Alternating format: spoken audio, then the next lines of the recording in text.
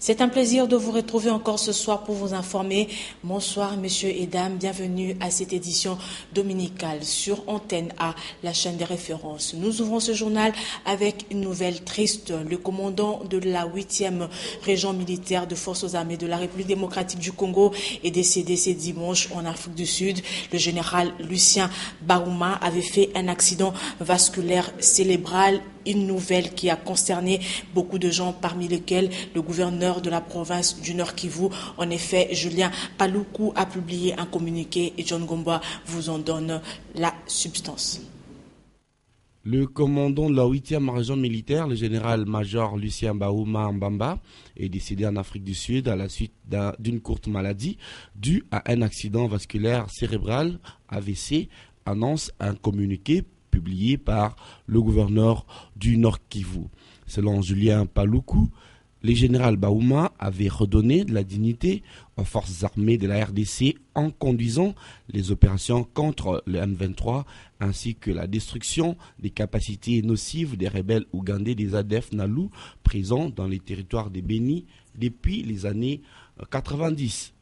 Le général-major Baouma était dans la phase finale contre les éléments résiduels des ADF dans les fins fonds du territoire de Béni.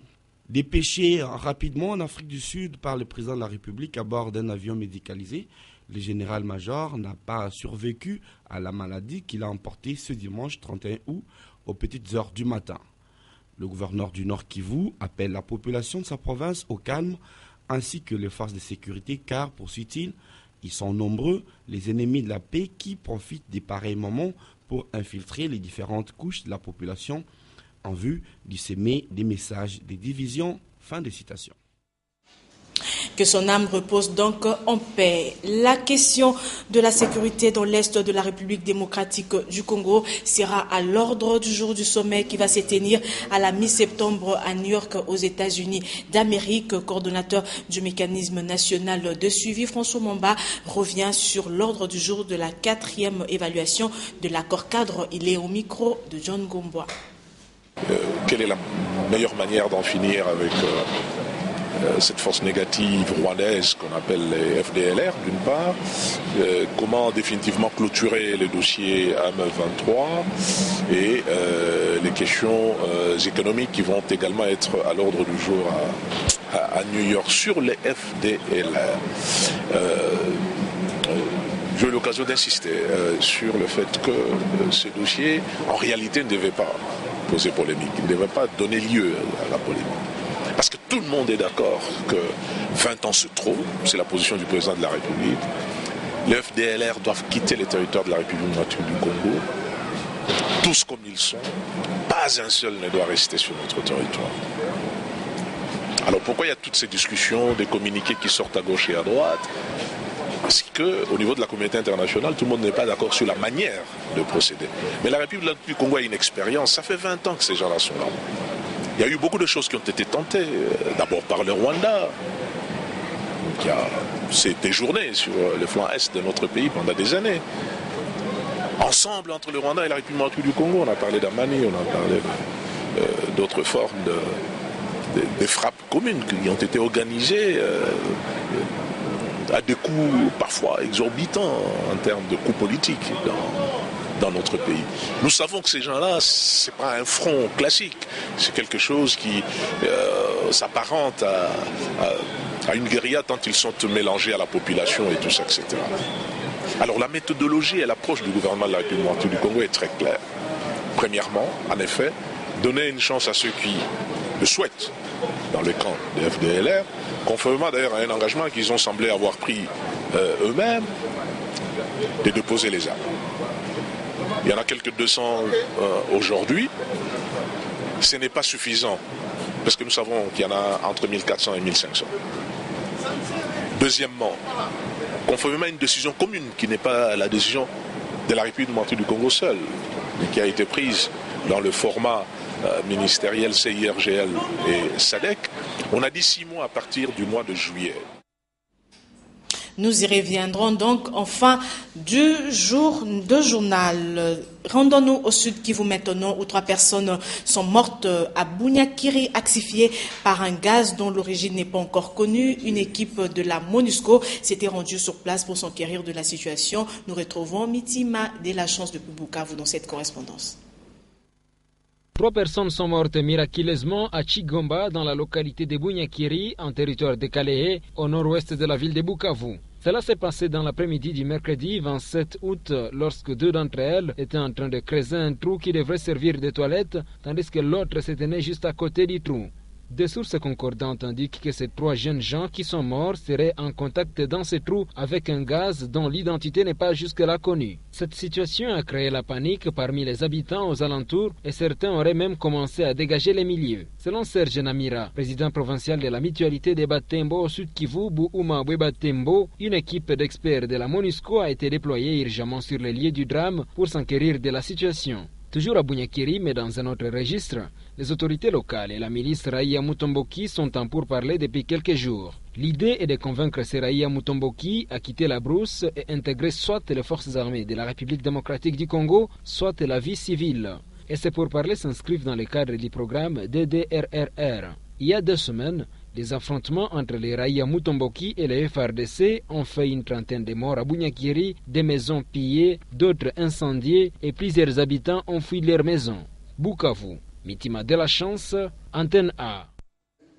En santé, 10 tonnes de matériel et engins roulants ont été expédiés hier en fin d'après-midi à Bouende, dans la province de l'Équateur, pour contrer l'épidémie à fièvre Ebola dans le secteur de Djira qui se trouve dans le territoire de Bouende, comme je l'ai dit tantôt. Le rire, ses valeurs figuratives et ses fonctions dans l'œuvre poétique de Chikaya Utamsi, c'est le sujet du travail soutenu par Maseka Bio-Philippe de la faculté de lettres et sciences humaines de l'université de Kinshasa hier samedi à l'université de Kinshasa, donc en vue de l'obtention du titre de docteur en lettres et civilisation française.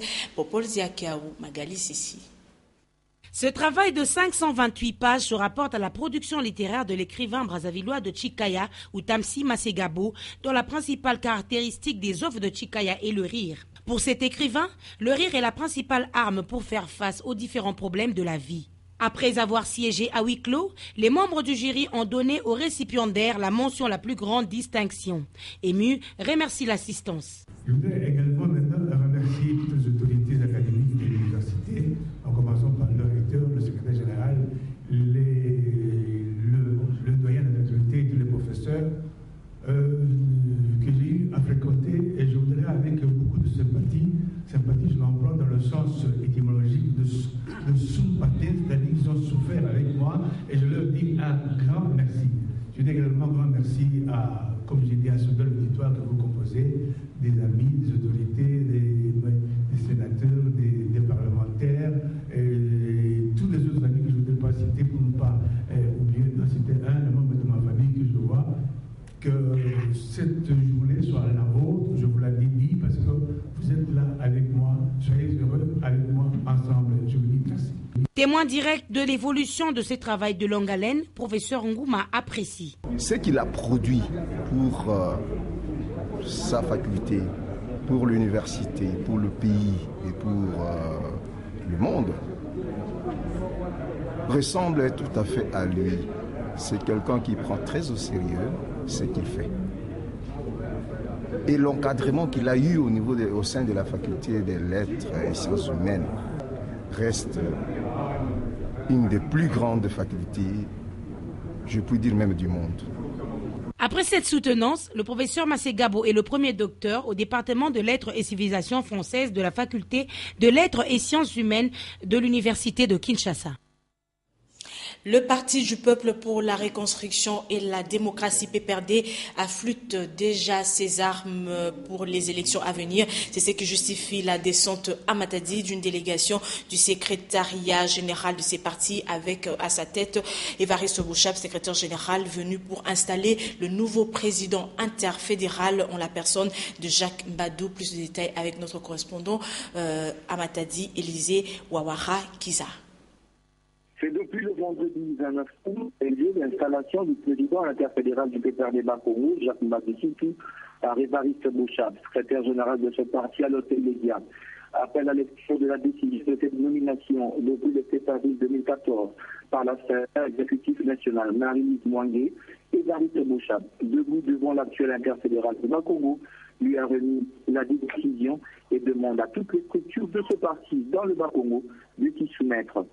Par l'occasion, les insignes de pouvoir du parti, notamment l'étendard symbolisant la défense jusqu'au sacrifice suprême des idéaux du parti, son chapeau pour résister à tous les coups, le statut et projet de société, l'école, afin de consentir beaucoup de sacrifices lui ont été remis. Dans son speech, l'interfédéral du PPRD Bas-Congo, Jacques Mbadou, a de prime abord remercié le Seigneur pour avoir permis cette circonstance et exprimé ses hommages à l'initiateur du parti, Joseph Kabila Kabange, pour la confiance placée en sa personne et lui assure toute loyauté et fidélité.